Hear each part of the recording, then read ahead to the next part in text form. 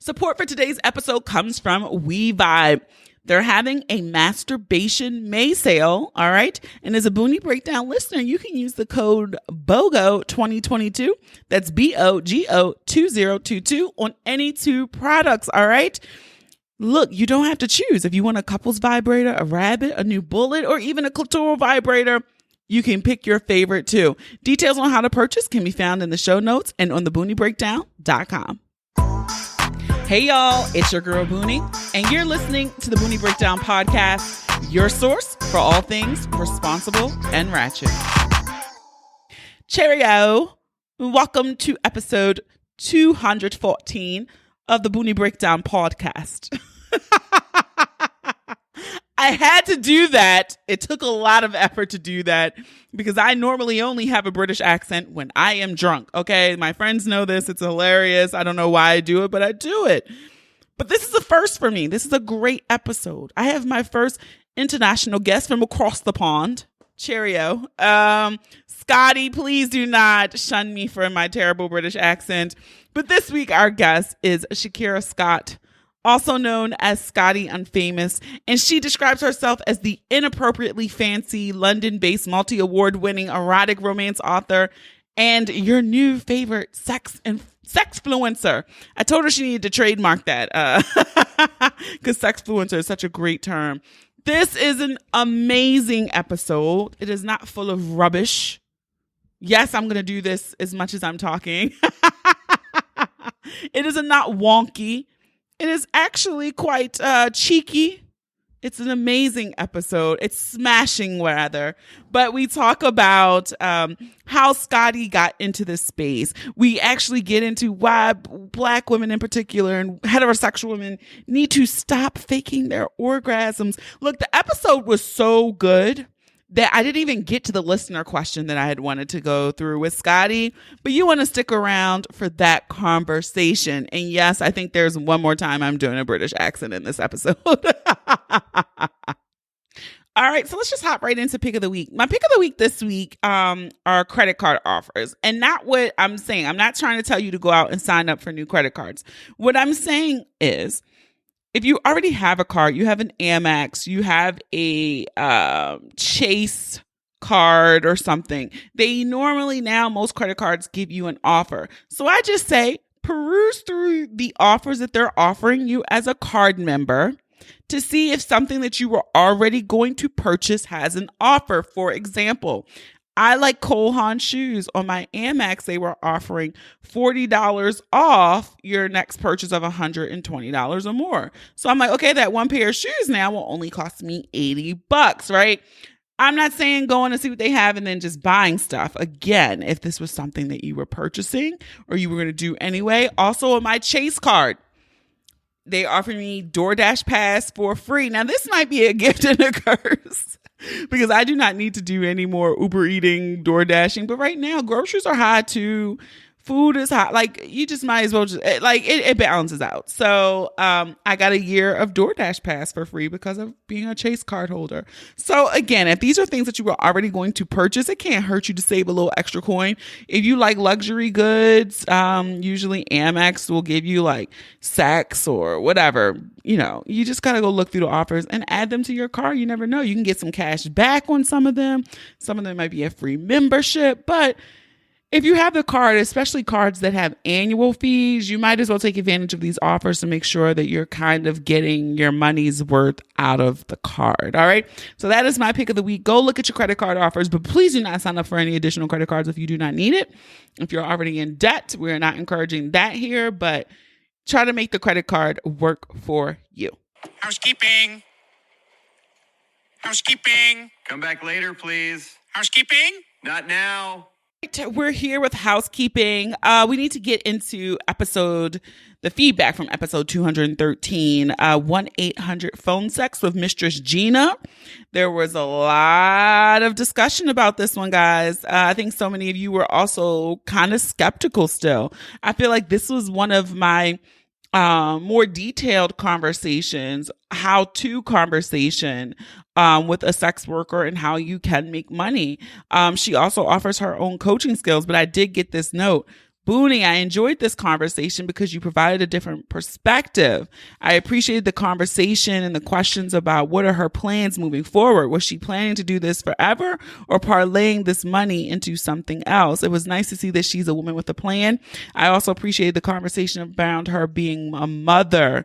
Sometimes I think people have these preconceived notions of what a sex worker is. So kudos to you and Mistress Gina for breaking the stereotype, but for real, I might need to get in on this because sis is making money. So thank you so much for your feedback. Again, if you have not checked out episode 213, 1-800-PHONE SEX with Mistress Gina, I encourage you to do so because she talks about a lot of sex work careers that you can do from the comfort of your own home. And for some people, I know staying anonymous is key. And so check it out. There are so many ways out here to make money. Also, guys, second point in housekeeping, I'm doing a live show in New York and I'm excited about it. And what's even more exciting is that I've sold tickets to it. And you're probably sitting here listening like, oh my God, I didn't even know New York tickets went on sale. That's because they went on sale to Patreon gang first. So Patreon gang, you have until May 29th to get access to discounted Boonie Live New York tickets. Tickets will go on sale for everyone for Boonie Live New York on May 30th. Again, the date for Boonie Live New York is August 13th. August 13th. It's more of a matinee show there, but I actually have a cap there. I cannot add any additional tickets. So once those tickets are gone, they are gone. But I'm just so excited because people have sold tickets. So if no one else buys a ticket, I at least have 8 people.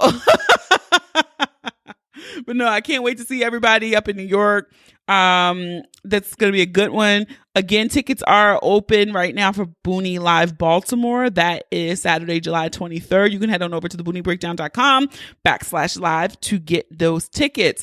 Also, did you guys know that you can leave a 5-star review on Spotify now? So if you listen over on the Spotify app, you can leave us a 5-star review over there as well. It's so easy. All you do is just have to search, go to the Boonie Breakdown page on Spotify. I think right now we only have like 12 ratings. So if you guys would like to bump us up over there some more with some 5-star ratings, that would be good. If you just go to that page, you search it out at the top, you'll see right now it says 4.9 stars. So if you can give me some more 5 stars, that would be awesome. If you listen over on Spotify, if you don't listen on Spotify, go ahead over there and drop 5 stars. You can be sure I appreciate every 5-star.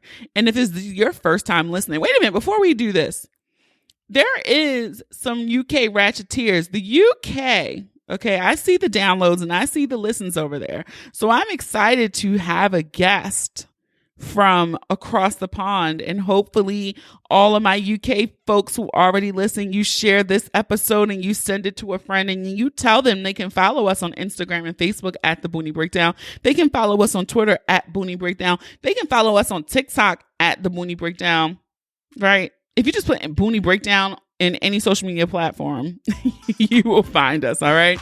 So that is it for me. So let's get ready to break it down.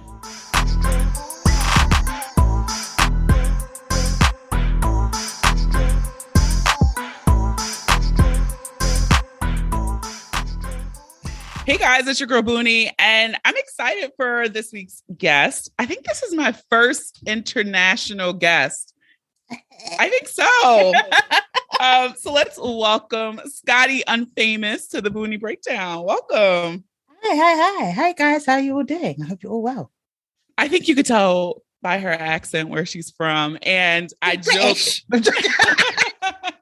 I joke. It was a meme going around a couple weeks ago, like you really are friends with someone if they've ever heard your drunk British accent. So my friends know that somehow when I get drunk, I become a British woman. I don't know why. Can I hear it? Can I hear it, please? Oh, that's putting me on the spot. Okay, let me. Well, you're going to put me on the spot, so you know. I don't even know how I do it. I just do it. Okay, I'm gonna do it at one point before we finish, though. Okay, I'm gonna hold. Okay, right. Promise. I promise. I'm crossing my fingers. I promise. So first, I always ask people, How did you find yourself in this space of educating about sexual pleasure and all of the great topics that you do videos on? Like, how did you get to that space? Okay, so it's like a bit of a mishmash of a story. So I started off in YouTube in like 2010. I think it was on like maybe 21 by then. Yeah, I know I'm old. No, I know. I'm older than you, okay? Well, you look great, darling. You look great. Thank you so much. Yeah, so I used to like have a YouTube channel where we just like spoke about like relationships and topical stuff. And then I was always like into fan fiction. Like I loved writing it. That my main thing was like B2K fan fiction. I don't know. I was the worst. I was like writing sex scenes with me and Amarian. I love it. And then I remember releasing it on Facebook, and then it really like took off because I wanted to, like, I love reading erotica. Like I'd always read like Zane and stuff like that. Oh yeah, Zane for sure. Yeah, you know, them ones. So, but then it's like people always kind of had this thing about erotica where it was kind of like, oh, like it's really like sordid and dirty. And I was like, no, like I can write like nastiness, but like in a cute way. So I did that, and then that really took off, like big time. And I ended up publishing the book. And then I thought, oh, like this was sort of my gateway into teaching the Black community and speaking about sex, but without it being too, you know, in their face and that. So then when the sex positivity movement kind of kicked off, I think like 2017, I was like, oh, I already talk about nastiness. People tell me all their business, you know. I'm going to start reviewing sex toys and stuff. So I did that. And then I guess from there, it just kind of kept rolling. And I was like, okay, well, I know all this stuff about sex. I'd always been interested in sex. Like when I was younger, and not supposed to be knowing stuff about sex. Like, you know, you like sneak little porn movies. Like, yeah. Or like I go into the bookshops and then I'd be like secretly like reading like the Kama Sutra and stuff like that. Like I wanted to learn all these things. I was still a virgin, but I just wanted to know. And yeah, I guess that's kind of how you got there. Yeah. That's the journey. I don't think children and teens today know how easy they have it with the internet. Oh my God. Trying to sneak and look at porn, or like you had this curiosity about stuff. I remember being there, and I think I got in trouble. I think my mom like found something, I'm sure. My mom was also kind of like younger, so it was really hard to like sneak around her because she was just so hip into it. So.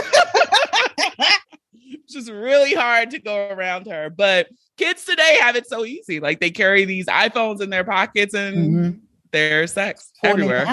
Everywhere on the Instagram, everywhere. You call yourself a Sexfluencer. Do you own that trademark? No, I should though, shouldn't I? You should. You really should. You should. But yeah, I just kind of mashed the words up because it's like, because that's essentially what I do. Like as much as there is like the educational part and stuff.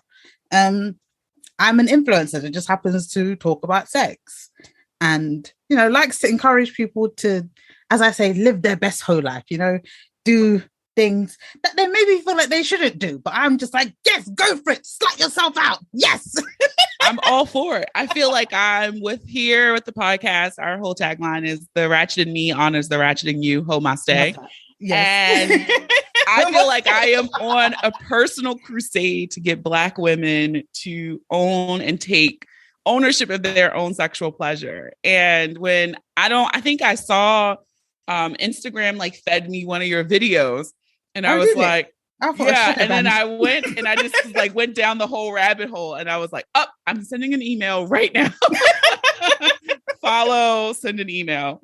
And so I really want Black heterosexual women to really stop faking orgasms. When you read about the pleasure gap, it is astonishing to see it. It's fucking ridiculous. Truly. We deserve so much better. We deserve so much better. And so I love having guests who, you know, support that mantra and doing the same work. So I'm honest about it. You faked an orgasm, right? Of course, we all did. And what was your point when you said this is bullshit, I'm stopping? When I realized that, because I used to kind of like fake it. I don't know. You know, you see stuff in porn and you're just like, oh, this is how sex is supposed to be. So it's kind of like once I started learning more about it, and then it was kind of like, okay, well, I'm here pretending that I'm having the time of my fucking life and I'm not coming, but you are. No, like I want better for me. Like Totally You know what I mean? agree. Like, whatever it is that you're feeling when, like, you know, my pum pum's like quinting on you and all that, like, I want some of that too. Like, give, because I can make myself come. Why can't you do it? Like, you need to put it That effort. And I part. think as well, like, the older that you get as well, and like the more informed you get, it's like, I guess when you're younger, you can kind of like allow it when guys are a bit shit in bed because we're both young. We don't know anything. Yeah. But no, listen, when we're hitting like mid-20s and stuff, and you're still not taking time to like, you don't know where my clit is, first of all. That's the Let's motherfucking start problem. there. Let's start there. Like, it can't be that, oh, you're gonna like suck my tits and like push your fingers in my fanny and oh, let me put my dick in you. No, I'm not warmed up. Okay, you wouldn't go down a slip and slide with no fucking water on it because it would burn your ass. Like, so it was kind of like, no, I want to make sure that when I am, you know, sharing my body with you, that we are both enjoying ourselves. Like, yes, it's going to be extra work for you, but you know what? That's how sex works. Okay, it's not about you. It's about us. Yeah, I think that's the part. I remember that one moment where I realized I was faking it. And it was with a person in particular. They had incredible stamina, but for them, it was like they could not finish if we weren't finishing together, as I'm doing air quotes. And so I'm literally like, it's you know, it's no stroke. It's nothing here. And that's when I started faking it for it to end. Right. And so it was like, okay, I just want this to end. So let me do a performance and we'll end this. And yes. And then that's how I felt too. It was kind of like, this is shitty. Like, I just sat here, you know, and this is all for you. I'm walking away and I'm still going to have to go and finish myself off. Yeah. So that was my first time. Like, I remember the moment where I was just like, this is bullshit. I'm glad that you can remember a specific moment, because I don't think I just remember a specific moment. I think I just remember just making the decision. Like, yeah, you were saying, I think it was a similar thing. It's just like, wow, he's rolling over and falling asleep. And I'm just like, awake, alert. Yeah, like, and pissed now. And now I'm pissed, right? And so I do remember, because I remember with the person, that's why I think I can remember the moment. But I think, as we both said, you know, we wanted it to end. You know, we were indoctrinated by things we saw, and this is how sex should be. What is some language that you could tell people or offer women who are still faking it, but they're trying to protect their partner's ego and they haven't found the words yet to express what's happening? First of all, fuck their feelings. Sorry. Because listen, big man thing. If you were having sex with your partner and every time he wasn't coming, I'm sure to fucking God he would let you know. He'd be talking about how your pussy is shit and all of this rubbish. Bloody hell. Slandering your name, okay? So you're there like, oh no, he's gonna get up. Let him be upset. If him being upset is going to give you an orgasm, bitch, advocate for yourself. Okay? I do know that it is like a bit, it can be a bit intimidating sometimes to speak to some, cis het men about their bedroom skills, because, you know, everyone fakes it with them. So like, no, I'm great. Like, and when you literally a trail of women who have faked it their entire sexual career, right? Yeah, their entire sexual career is lies.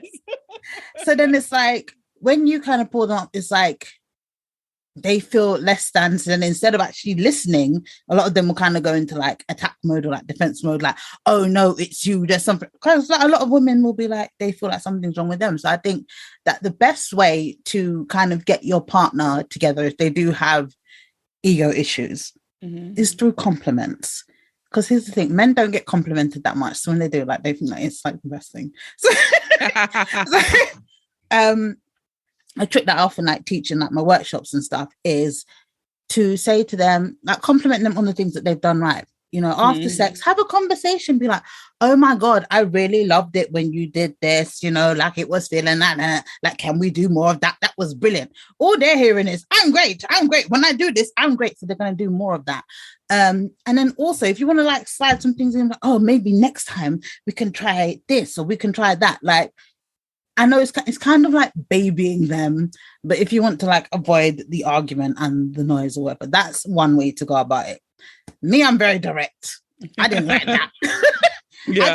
I think it's very good to be direct as well. Because the thing is, you're not doing it to be hurtful. And I think this is what you also have to remember. And even when it's, communicating with your partner, say, like, I'm not saying this to be offensive or anything. I just want us to have the best experience. And, in order for me to, get to where I need to get to, I love it when this happens. And you can even incorporate that kind of like as dirty talk. Like, if you know that you've got a dick appointment, they're on the way. Be like, oh, I can't wait for you to like come here and like take off my panties and slowly. You get what I mean? Like, do a little bit of That's a really good tip right there. Right? I like that one. You have to trick them. You're like leaving breadcrumbs to the pussy. Yeah. Like, I need this. you. Yeah. No, I think that is a really great tip, that one. But yeah, and I think as well, just like aside from dealing with partners as well, you also have to have a conversation with yourself, because a lot of people do have problems, just even talking about sex in general. And you need to understand, like, you're big people, and at the end of the day, you speaking about the act is not as like quote unquote bad or as sinister as you doing the act. Yeah. You get what I mean? And it's good to have conversations with your partner prior to sex as well, so you can see where your boundaries are, your likes, your dislikes. So that way, when you get into it, it's like there's no surprises. They're not randomly just shoving their finger in your butt and you don't like that, but you've never said anything and now it's awkward because now you have to be like, stop doing that. Please you get what I mean? Yeah. Communication is key, and all like people that work in the sexuality fields are always telling you I'm scared. Listen, if somebody came to rob you, no, that's not a good example. That's not a good example. I'm just saying, like, think of other things in life. Like if you go to a restaurant, you place your order, you tell them what you want, and then they bring you the food that you want. And if it's not up to standards, be like, actually, I'm really not enjoying this. Can you take this back? Or it's too spicy. You are there willing to give other people instructions. So when you're dealing with the intimate aspects of your life and your partner and your body, why would you not treat it the same? That part. Why would you not? It is astounding how much, and I think this ties into the next topic I wanted to discuss. I think it also ties into how much some women are uncomfortable with their own bodies as well. Some women don't know the things that even turn them on, what is arousing to them, what makes them come. Some women don't masturbate, have never masturbated. And hey, so we have a wank. You just need to have a good wank. I'm telling you, change your fucking life, mate. Yeah, and it's I think, I'm not sure in the UK, but in the States, May is National Masturbation Month. Oh yeah, we're having that too. Yes. Okay, perfect. And so I feel like it blows my mind that self-pleasure is still taboo, right? Like touching your own body and giving yourself pleasure, like how is that taboo? So yeah, it's just always astounding when I get messages at least once a week where it's Black women telling me, and I'll say, skews a bit older, where they've never masturbated. They're scared to try a sex toy. Oh no. And I'm like, listen. Here's a coupon code. Here's some ones to try. Like, here's one that's not scary. And so for those women who are listening and want to try masturbation, or they're like, oh, it's not for me, what are tips you would give them? First of all, it's your body, and the same way that you will kind of take care, if I don't know, of like period cramps, or if you hurt your leg or you need to go to the dentist, you need to go to the doctor or something, you take care of your body in other ways. And I think a lot of the time, sexual health, because of the shame and stigma surrounding it, a lot of people think that, oh, like it's not important. And it's not, if you don't have the urge to masturbate, because some people are asexual, that's fine. But if it's a thing where you do want to improve your sex life, I think a lot of the time it's about asking yourself questions. Why don't you want to touch yourself? Where did you learn that it was bad to do so? A lot of us are taught from, I guess, through like cultural stuff, our parents, our friends around us, religion often comes into it as well, that, it's a sin. But the thing is, we are so willing to give over our body to somebody else who doesn't know what the fuck to do with it. I'm going to repeat that. I'm going to try it with the British accent. Who doesn't? No, I can't do it. I feel go on. Who doesn't? I liked how you said "fuck." You said doesn't know what to fuck to do with it.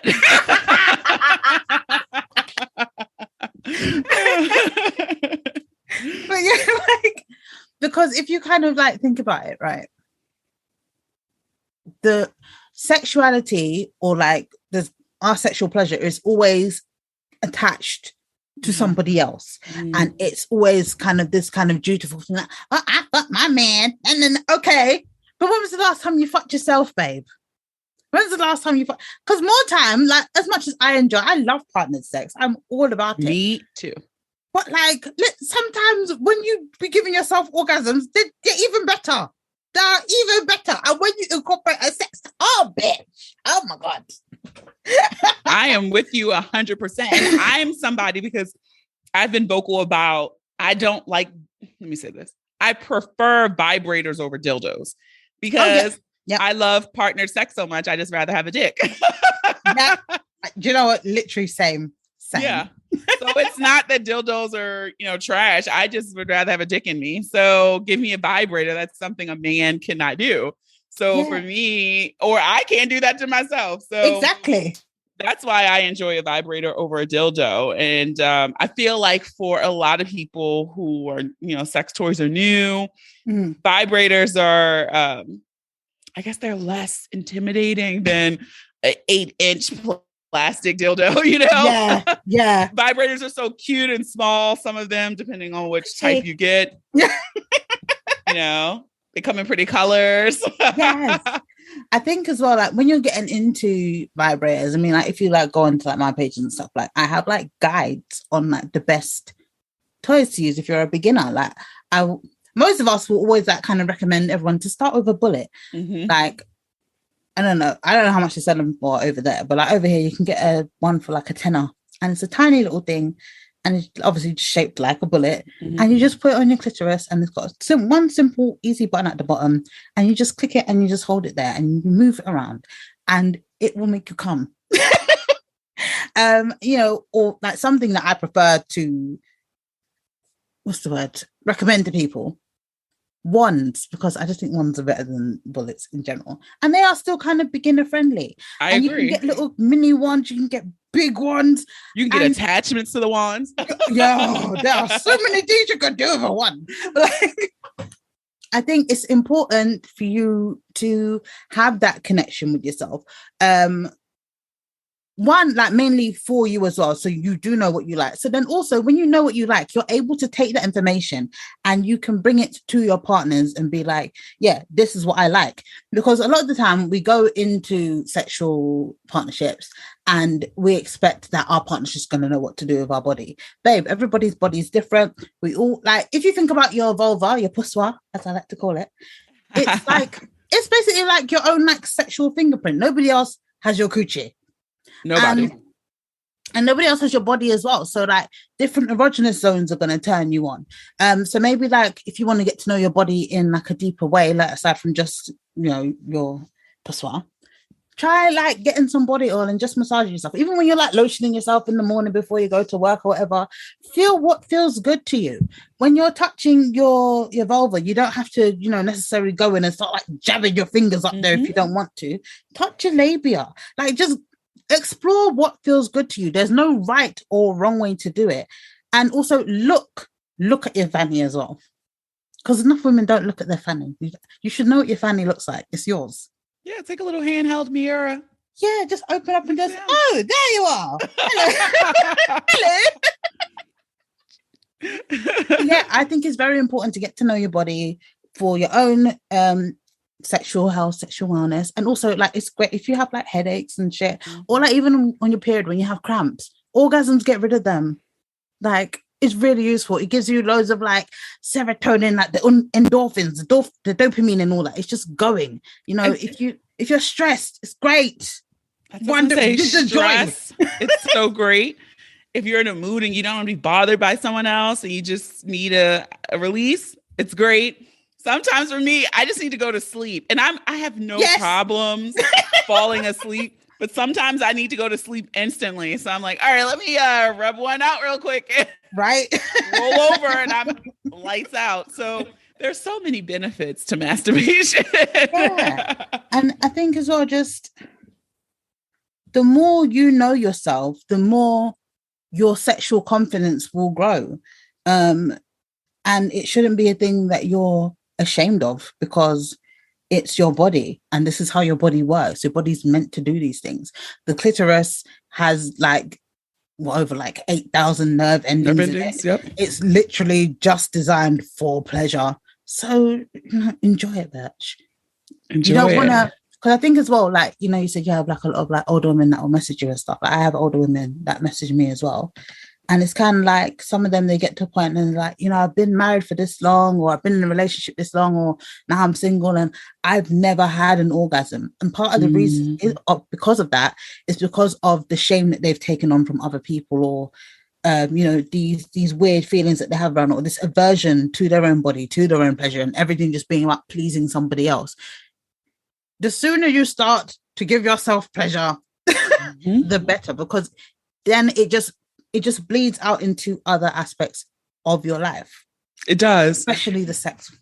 It does. And I think you hit on something there about the shame. I did an episode, it's a while back, but it was titled Ending Generational Sex Shame, and how Black women in particular, our views and thoughts on sex and pleasure are shaped by older generations, right? Like, I know for me, a thing, it was, I couldn't wear red nail polish or red lipstick because you were a whore, right? Yeah, like that's what whores did. Whores wore red lipstick and red nail polish. And it's like little stuff like that. Oh, you have to cover up and, you know, and so you don't realize how that ingrains into your brain and shapes your thoughts and feelings. And so for me, when I get those messages too, where it's someone's 50, they've been married 25 years and can honestly, with a straight face, say that their husband has never sexually satisfied them. It's like, man, it's sad. It is. Sad. And my heart breaks for them. They feel a bit trapped. Or then you see, I get messages too from women saying both, now they're cheating, right? And so it's just, you know, all of this could have been avoided if it was just a different conversation around pleasure, especially for Black women, and women just taking ownership of their bodies and the space they take up and what feels good to them. I'll also say for me, I was recently in a situation, because you do get in routines, right? Like, especially if you're still with the same partner doing sex. So I was like, all right, well, I know he likes this and he knows I like this. And so I was in one of those situations recently and doing something that has always worked. And I'm like, I was trying so hard, like but it wasn't. And so I took that as a challenge, like, oh, your body changes. So that felt good. That used to be the trick. That used to be the finishing move, but now that doesn't work anymore. Right. Yeah. It still felt good, but I wasn't getting to an orgasm. So I took that as a moment, like, okay, when I get a moment to have, like, sometimes I'll just like you said, I'll get a shower, I'll oil up or rub my mango butter on and put on a silk robe. And it's just me time. Yeah, like it's just me time, right? Which toy am I going to play with? Or maybe I'm doing 2 toys, right? I don't know. So I was like, I need myself. Yeah, like I need to have one of those sessions again, because clearly some things are changing, right? Yeah. And so, yeah, just because it worked one time will always work. No, your body changes. Yeah. And I think, like, just touching back on to what we were saying, like, specifically about Black women and, you know, like generational stuff that's ingrained in us. I remember I was doing, especially around 2020 when the whole Black Lives Matter movement was going on. But yeah, I started like doing more like research into Black sexuality and just found out like so much of the stuff that we find wrong with our bodies was like brought through from slavery.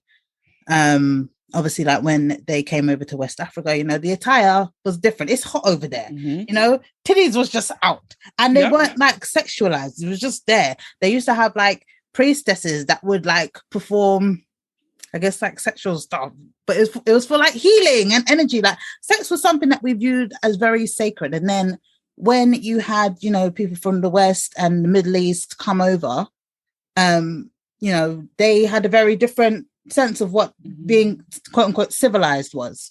So it was like, oh, now you need to be modest. And you know, then they've given us their versions of religion as well. And you know, that preaches modesty and being more godly and all this kind of stuff. And more of the way that I guess the family is set up, that the man runs everything, is not equal, like men are superior.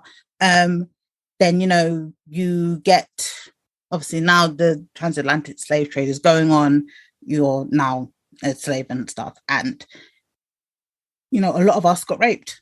A lot of us got raped. And then it was kind of, oh, but, you know, those Africans, you know, they're wild for it. They love sex. Like, you know, black women were fetishized because, you know, they're whores and they're just gagging for it all the time. So I think it was even up until like, was it like the 50s or the 60s? I think in like Southern America, like a lot of the time when black women were raped or whatever, it wasn't even, I mean, it wasn't an issue. But it wasn't an issue because it's like, oh, but they love it, you know. Then you had like the blaxploitation movies of like the 60s and 70s and stuff coming out, and it's like, you know, the whole like pimps and whores and kind of thing. And you know, you had the archetype of the Jezebel, you know, this sexualized black woman, you know, like, well, he was like Pam Grier and all the like, Foxy Brown, them kind of vibes.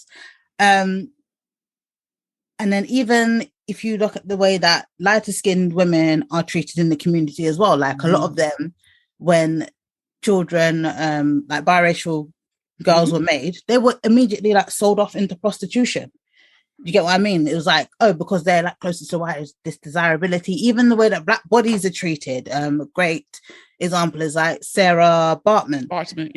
Yeah, like how she was in South Africa and like she had like a huge butt, and you know, they would take her and like parade her around. Like she was like a circus. Yeah. Like, and they would like touch her body. I think up until it wasn't even, I'm sure it was under 10 years ago still. They used to have her body like. They just did like a funeral and like took her back home. Yeah. They only recently actually got to bury them because they had her on display like an animal. And so all of these kind of things, and even when like sexuality was spoken about, is like by like W.E.B. Du Bois and stuff, like it was only the scholars who got to speak about sex, and it had to be in this really like intellectual way. And because of all of these things, we never were given, I guess, the validation to explore sex properly. Because listen, like, no black shade, but if you speak to some white women about sex, they'll be like, oh yeah, in college I was sucking 10 dicks at once. It was great. It was, I think I've shared this story before. I went to a predominantly white middle and high school, and it was 7th grade where I learned what a blowjob was. And because I didn't know, I remember coming home and like asking my mom.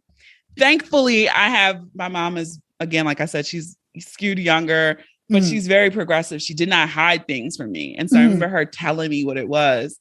And so in my 7th grade mind, I'm like, ew, that's disgusting, you know? And like literally over here, like you didn't for time. But it was just like, dick. It was like, oh, only sluts do that. Yuck.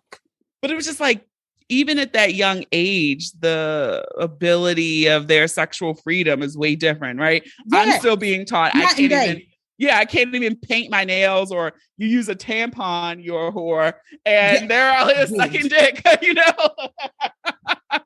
So it's just like all that stuff. It just really kind of, it fucks with us. And because as well, I mean, over in America, I think you don't have a larger black sex positive scene than we do in the UK. Okay, I was going to ask about that. Yeah, ours is still pretty small. Like, so, oh god, what was the fucking point I was going to make?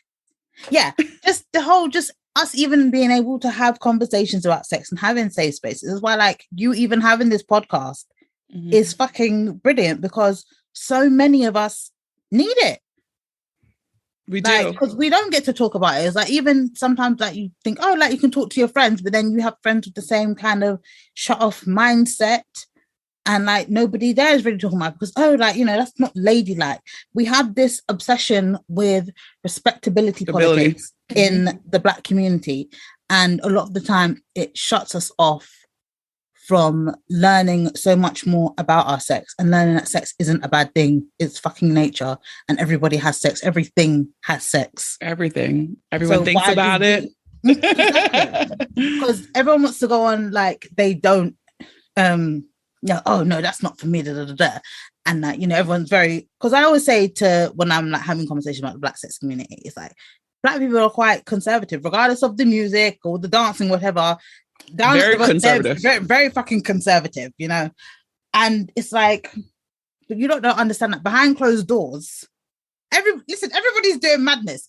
Even if you think that, yo, the most upstanding, tight knitted, closed button lady on your street who, you know, like she bakes cookies, listen, she is probably getting pissed on. You don't know. I remember I used to work in this, before I started doing this stuff properly, I used to work at this TV station. It was like a dating line. So I was like a text jockey. I'd make sure that the rooms were cool. I'd also like man the phone lines because I'd be like a content moderator. And they'd have to put messages through and I'd have to approve them before I could put them onto the main platforms. The things that people like to do, you have no idea. You have no... Listen, do you know what surprised me the most? What? The amount of men who like to cross-dress.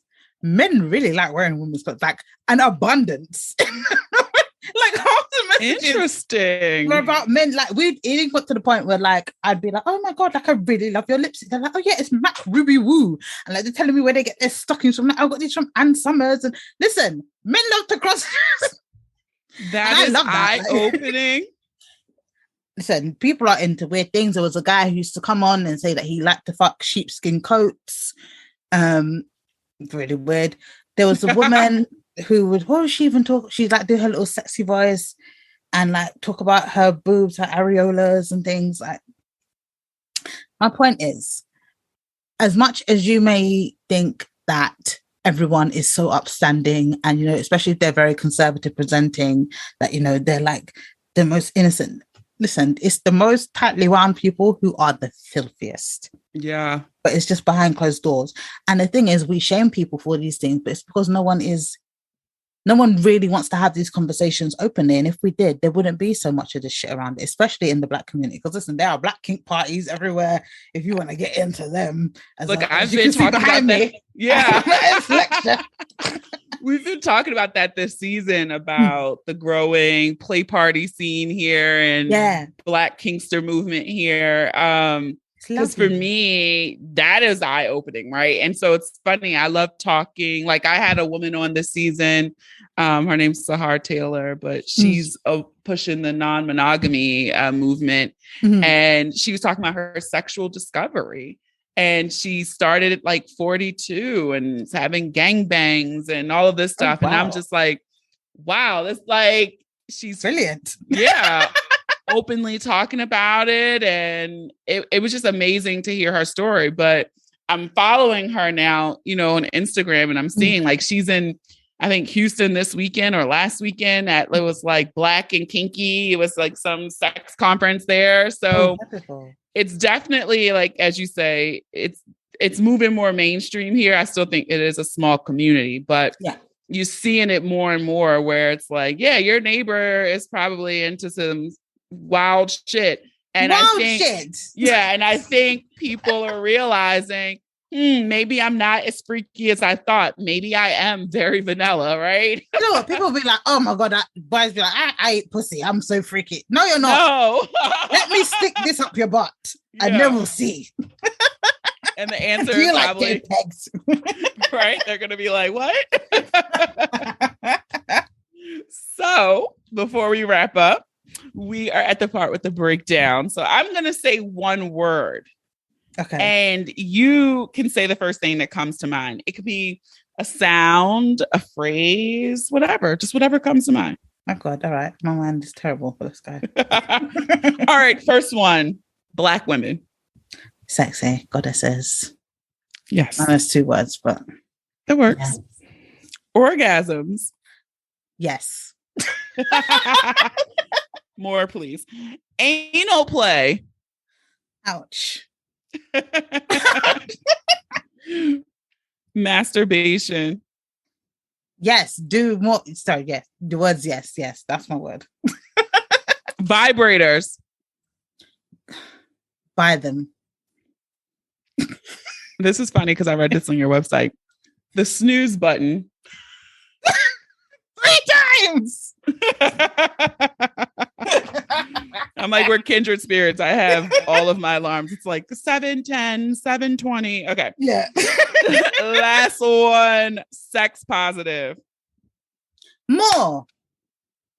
That's my word. More. We need more of that. We do. So before we wrap up and you tell everyone where they can find you, I know you're also an author. So yes. Yeah. So can you share a little bit about some of your works and tell people where they can find you on the internet, social media, and where they can purchase? Okay, so my website is shakirascott.com. That's where literally everything that I do is normally posted on there. You can find me across all of your favorite platforms, such as Instagram, Twitter, TikTok. Now, trying to be down with the kids, they love it. At Scotty Unfamous, that's SCOTTYUN famous. About my books. My books are also available on my website. It's in the literature section. I've got some stories on there that you can read for free, and I've got some that you can purchase as well, such as my debut novel, Unfamous. And I think that's it. I think follow me on Instagram mostly because I think I post on there the most. We have a lot of fun. We have discussions. The girls get into it. They tell me things. We love community and discussions here. So yes, be sure to follow. I will link all of that in the show notes and on the booniebreakdown.com. So Scotty, thank you so much for being my first international guest. Thank you for having me. I feel so privileged. I should have practiced my British accent more before. It's okay. You said fuck really well. I know. I'm going to say it like that from now on. What the fuck? It's wash. It's wash. I love it. It sounds so dignified. So again, thank you so much. Thank you. Bye. Oh, bloody hell. We've come to the end of this week's episode. I want to thank our guest, Scotty Unfamous, for putting up with me and my fixation on the British accent. I want to thank you all for listening. I hope that you guys also support and follow Scotty on social media platforms. Also, be sure to support our sponsor, We Vibe. And as a Boonie Breakdown listener, you can use the code BOGO2022. That's BOGO2022 for buy one, get one 50% off. The link is in the show notes and on the BoonieBreakdown.com. And if you enjoyed this episode, I encourage you to listen and subscribe to the podcast on Apple Podcasts, Spotify, Amazon Music, Stitcher, Google Podcasts, iHeartRadio, YouTube, or any apps that you listen to your favorites on. Don't forget to leave us a 5-star review over on Spotify and Apple Podcasts. You might just hear your review on the next episode. Follow us on all social media. Share the episode with those you love, those you don't love, those you fucking hate. I don't make these pretty images for nothing, okay? Have a dope ass week. Thank you for listening. Stay healthy, safe, and sane. And remember, the ratchet in me always honors the ratchet in you. Namaste. Until next time.